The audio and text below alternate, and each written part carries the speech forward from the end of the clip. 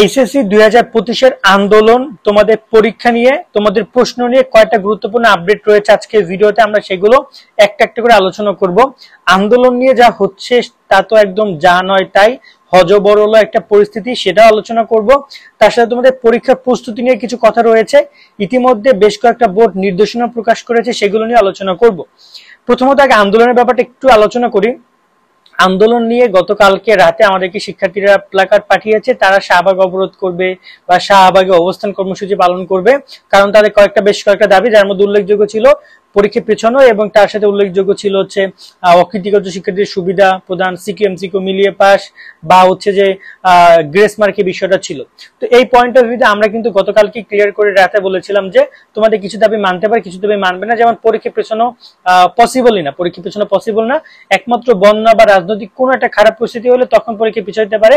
But অবশেষে সবকিছু বাদ দিয়ে শিক্ষার্থীদের আন্দোলন করার ব্যাপারে দেখতে পাচ্ছি তারা কেউ অবস্থান কর্মসূচি করেইনি, শুধুমাত্র ফেসবুকে তারা ফাঁকা বলি ছুটছে, ফাঁকা আওয়াজ শুধুমাত্র ফেসবুকে লাখ লাখ শিক্ষার্থী আন্দোলন করছে, কিন্তু বাস্তবে কেউ নেই। এতে করে আমি কাউকে আন্দোলনে উৎসাহিত করছি না, আমার মনে হয় আন্দোলন করার কোনো দরকার নেই। এই পয়েন্ট অফ ভিউতে শিক্ষা মন্ত্রণালয় উচিত এই বিষয়গুলো সরাসরি মানে, এবং শিক্ষার্থীদের দাবি যদি কোনো কিছু থাকে সেগুলো তোমরা শিক্ষা বোর্ডের কাছে লিখিত জানাইতে পারো, এটা সবচেয়ে সুন্দর উপায় হইতে পারে।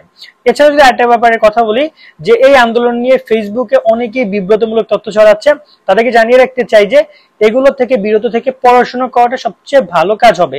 কারণ পড়াশোনা করতে পরীক্ষা হবে, 100% তোমরা লিখে রাখো, পরীক্ষা টাইম টু টাইম হবে। সেক্ষেত্রে তুমি যদি আন্দোলনে গিয়ে আন্দোলন করে তুমি তোমার পড়াশোনা খারাপ করো, তাহলে এটা তোমার ভুল, এটা তোমার ভুল। সেক্ষেত্রে তোমার সেই ভুলটার জন্য না হয়, তোমার জন্য পড়াশোনার জন্য প্রস্তুতি ঠিকঠাক মতো থাকে, এই বিষয়ে তোমাকে যথেষ্ট পরিমাণে খেয়াল রাখতে হবে। আর আন্দোলনের ব্যাপারে যদি বলি, কোনো আন্দোলন হয়নি কোথাও সারা দেশে, ঠিক আছে, শুধুমাত্র ফেসবুকে শিক্ষার্থীরা এটা ওটা নিয়ে কথা বলছে, এবং বিভিন্ন ছবি বিভিন্ন ভিডিও তোমরা দেখতে পাচ্ছ, যেগুলো পূর্ববর্তী বিভিন্ন আন্দোলনে বিভিন্ন বছরের ছবি, যেগুলো এই বছরে চালিয়ে দেওয়া হচ্ছে। বাট খুব বেশি আন্দোলনের চিত্র এই পর্যন্ত, এই ভিডিও রেকর্ড করা পর্যন্ত আমি দেখিনি, বা দেখিনি। যদি আপলোড হয়ে যায়, যদি নতুন কোনো তথ্য আসে, আমরা তোমাদেরকে জানাবো। পরের পয়েন্ট অফ ভিডিও হচ্ছে যে বিভিন্ন শিক্ষা বোর্ড নীতিমালা প্রকাশ করেছে। ইতিমধ্যে ময়মনসিংহ শিক্ষা বোর্ডের নীতিমালা তো তোমরা দেখছো, খুবই সাংঘাতিক। তারা নির্দেশনা দিয়েছে যে ঘাড় ফেরানো যাবে না, দেখি করা যাবে না, তাহলে তাদের বিরুদ্ধে ব্যবস্থা নেওয়া হবে, পেপার বহিষ্কার করা হবে। তাছাড়া তোমাদের যে আসন বিন্যাস, সেটা তো দেখতে পাচ্ছ প্রায় 3 ফুট করে ডিস্টেন্স। সো 3 ফুট করে ডিস্টেন্স হইলে এমনিতেই শিক্ষার্থীরা ঘাড় ফিরাইবে না, কারণ ওর পাশের জন প্রায় 3 ফুট দূরত্বে, অত দূরে ও দেখতে পারবে না। সো ওভারঅল যদি বলি যে আসলে খুব বেশি শিক্ষার্থীর এবছর সুযোগ সুবিধা পাবে না, পরীক্ষা ব্যবস্থা এটা কড়াকড়িরই একটা আভাস পাওয়া গেছে। বাট এ ব্যাপারটা আসলে শিক্ষা মন্ত্রণালয় কিভাবে পুরোপুরি ডিল করে, শিক্ষা বোর্ডগুলো কিভাবে পুরোপুরি ডিল করে, এটার উপর অনেক কিছু নির্ভর করে। এই পয়েন্ট অফ ভিউটা রয়েছে, যদি 3 ফুট করে ডিস্টেন্স প্রত্যেকটা বেঞ্চের মধ্যে থাকে, তাহলে একটা পরীক্ষা কেন্দ্রের তো খুব বেশি জায়গা নাই। একটা পরীক্ষা কেন্দ্রে সর্বোচ্চ 100 বা তোমার বলা যায় যে 1000-1500 স্টুডেন্ট বসানো যাবে গাদাগাদি করে। সেখানে যদি পরীক্ষা কেন্দ্র যদি এক সীমিত থাকে, স্টুডেন্ট যদি অনেক বেশি হয়, আবার যদি এত ফাঁকা থাকে, তাহলে তো মাঠে বসাইতে হবে। বৃষ্টি কাদার দিনে মাঠে বসানো ছাড়া কোনো উপায় দেখবে না, অথবা অন্য আরো পরীক্ষা কেন্দ্র নিতে হবে। অর্থাৎ আগে যেখানে একটা স্কুল বা একটা কলেজে পরীক্ষা হতো, এখন হয়তো 2টা কলেজ অথবা পাশাপাশি স্কুলকেও পরীক্ষা কেন্দ্রে রূপান্তর করা হইতে পারে, এমন নির্দেশনা আসতে পারে।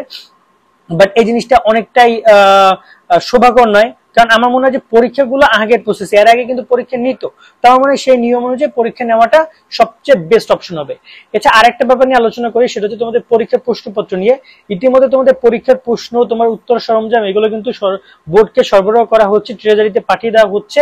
তার সাথে তোমাদের ইতিমধ্যে প্রবেশপত্র ডাউনলোড সংগ্রহ করা শুরু করেছে, শিক্ষা বোর্ডগুলো প্রবেশপত্র নিয়েছে শিক্ষা বোর্ডের কাছ থেকে, শিক্ষা প্রতিষ্ঠানগুলো, এবং এই প্রবেশপত্র বিতরণ শুরু হবে আগামী ঈদের পরে। ঈদের আগে তারা প্রবেশপত্র খুব বেশি বিতরণ করবে না, কারণ অলরেডি কলেজ তো বন্ধ। ঈদের পরে তাড়াতাড়ি খুলে তারা প্রবেশপত্র বিতরণ করবে। পয়েন্ট অফ ভিউটা বুঝো, তোমার রোল, তোমার রেজি, তোমার হচ্ছে বিষয়গুলো সবকিছু দেখে নিবে। কোনো ভুল ত্রুটি হলে সেটা দ্রুত সংশোধন করে নিতে হবে, নয়তো কিন্তু পরবর্তীতে তুমি ঝামেলায় পড়তে যাচ্ছ। ওকে, সেটা হচ্ছে আপাতত তোমাদের এই সবকিছু মিলে আপডেট। সামনে যদি আপডেট আসে তোমাদেরকে আমরা জানাবো। আজকের মতো এখানে বিদায় নিচ্ছি, সকলে অনেক ভালো থাকবা, আল্লাহ হাফেজ।